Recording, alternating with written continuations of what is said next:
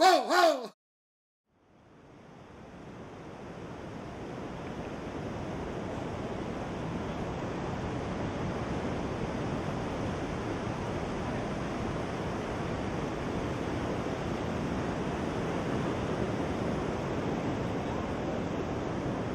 right at the house, man. This is the spot. I remember when you built this, you know, and you helped Paul get together back in the back house and built this thing. Yeah. And we'd all hang out here. And That was in 1980. yeah, and then I got in about 81. Yeah. Remember how you used to ride your jet ski on these big days? Oh, I'd wait for it. It'd be like this morning, man, and Yeah. drag that thing out, and everybody would run. They didn't want to help me down the beach. And, God, I'd just go out there and murder the place and have the best time. I thought you were nuts when you put that thing on to go out there, but I dreamed about that when I was a kid, like 17, 18, laying on the rocks at Honolulu Bay. It'd be all glassy, nobody out, and going, God, I need a hydrofoil or something to sit in and just ride these things because it was so glassy. And then the jet ski came out, jet ski. 75 or something like that, and got one. I tested them in 72, but got one at 75. And finally got it to the pipeline, man. It was unreal. Well, nobody else ever did it like you did out here. Flying over those waves, it was just screaming. So every time I smell the exhaust now, I get excited and think of pipeline and all that kind of stuff. It was really great exploring the outer reefs out here. Nobody'd ever see you. And then I'd come in and hassle Laird, tell him, come on, Laird, let's go out. And he'd tell me, Herbie, get out of here, quit bothering us. And I go, you're just watching football, come on, let's go. Well, you were over with the gang on Maui exploring Jaws with Mike Waltz and all those guys. Yeah, with the strap guys. Yeah. You know, but no one was around back then, so the field was wide open, and we got to do pretty much anything we wanted. We had some great days out there, but I tell you what, Before it got crowded. It scared me.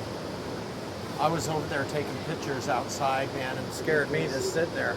But That Laird, man, he looked perfect. It was like hot dog stuff to him. Well, that's wave was made for Laird, you know. It was insane watching Laird. And he was the one that got me over there. He said I had to get over there.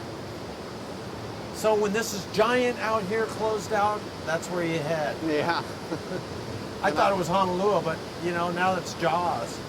Remember that day down at Waimea when I pulled out my that ski? morning. We woke up and we looked out and all we could see was whitewater as far as we could see. And I think it was, I went, come on, Herbie, let's go check Waimea. And you were making some tea. Okay. And I remember Nathan, he must have been only like 13 years old or something. He got in the car with us. We drove down there. We got there just in time for a set to close out the day. I went, Herbie, this is what you've been waiting for. Let's go home and get the ski. And you were going, well, let's check it out a little bit. I was going, no, let's go get the ski, man. Get down here before anybody else comes. I didn't think it was that big. Remember? It wasn't really closing out yet. Well, but by the time we got back, it was big. Closing out. I remember we launched you and you went out. Right in the shore break. And there was just the giantest set. You went out and you did a berm shot on one of the inside waves of the set and hit the beach. Came all the way in and then, you know, went back out again, and that was the first really big set. And you did another berm shot, and you came around and tried to ride that wave, and you had that souped up jet ski with the $5,000 engine in it. And I was going, you know, Nathan and I were sitting in the lifeguard car, and I go, look at your dad. What's he doing? He's like stalling, man. He's just like at the bottom of the wave. I was waiting for it, and then it just started bouncing and charging, and it lifted me up in the hook, and it had my feet and body going over the falls, and I just had a hold of the handlebars like that, and my feet were up there, and the jet ski dropped. I thought I was dead. We thought you were too. We're going, what's he doing screwing around like that? But it was that wave was so big, you weren't able to run out in front of it. And then that's because I was bouncing, catching air, not going you for were it. flapping like a flag on holding onto the handlebars, your feet were in the air. That was something. The energy was rushing, and Dibby's telling me, "Come on, let's go home. You're not going back out." And that was that day Scott Farnsworth, it was the same set, got caught inside and dragged all the way in. Boy, I saw that set coming, and I just went by everybody, and I could see it out of log cabins, and I go, "This is the biggest set I've ever seen. Paddle for the horizon as hard as you can." And he got caught inside. He just about drowned him. Yeah, when I came in there, you know, he was laying on the ground in the sand, just all screwed up. He was hurt. That was pretty exciting. So how about the photo shoots we used to have out here, Jerry, with the Astrodeck team? And remember how many guys we'd get down here in front? Those were classic. I had everybody here, everybody that surfed any good. And it's really great because, you know, Potts, he called me a while back and just told me how epic it was to be able to be in a photo shoot like that and 20 years or 30 years later have the photo with all the gang. Yeah, it was a group shot. Yeah. You know, it's, who would ever thought, you know? Yeah, you never think that much about it at the time when you're doing it. It's kind of a pain in the butt, but, you know, 20, 30 years later, man, am I glad I took that picture with everybody. Pretty neat. Well, I'm sure glad I made the Wave Warriors, you know, because I get to look back at some of those things and remember all those days. Good and all times that charging. we had. And what I really liked about making those things was showing the kids what real surfing's like, right from this house, you know.